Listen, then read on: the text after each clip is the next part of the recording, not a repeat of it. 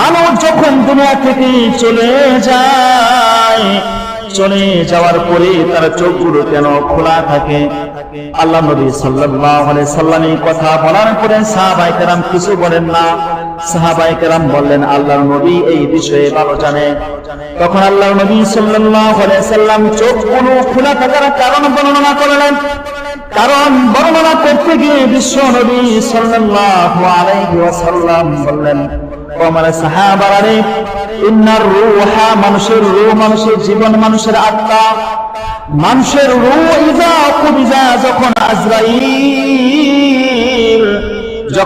আজরাইল আলাইহিস সালাতু ওয়াস সালাম মানুষের রূহটা কবজ করে, যখন মানুষের রূহটা আজরাইল আলাইহিস সালাতু ওয়াস সালাম তার শরীর থেকে বের করার পরে যখন রূহটা তার শরীর থেকে আলাদা হয়ে যায়, আলাদা হয়ে যাওয়ার সময় তার চক্ষু দ্বারা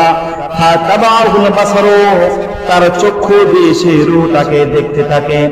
মুহাদ্দিসিনে কেরাম বলেন, যখন তার শরীর থেকে রূহটা আলাদা হয়ে যায়, যখন তার শরীর থেকে আজরাইল আলাইহিস সালাম রূহটাকে ছিনিয়ে নিয়ে যায়, ছিনিয়ে নিয়ে যাওয়ার সময় এই ব্যক্তিটা তার রূহের দিকে তাকিয়ে থাকে, আর তাকিয়ে বলতে থাকে, আইনা তাযহাবু, হে আমার রূহ, তুমি আমাকে ছেড়ে কোথায় যাও?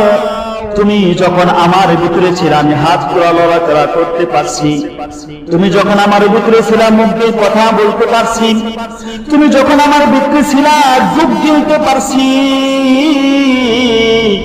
তুমি যখন আমার ভিতরে ছিলে চোখ দিয়ে আমি দেখতে পারছি, সুতরাং তুমি আমার থেকে চলে যাওয়ার পরে আমার সমস্ত অঙ্গ প্রত্যঙ্গ গুলো অকেজু হয়ে গেছে, বেকার হয়ে গেছে। আইনা তাযহাবু, আজকে আমাকে রেখে তুমি কোথায় যাও?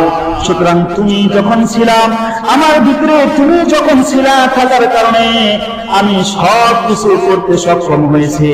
এখন তুমি আমার থেকে চলে যাচ্ছ, আমি তো বেকার হয়ে যাচ্ছি, তুমি আমাকে রেখে কোথায় যাও?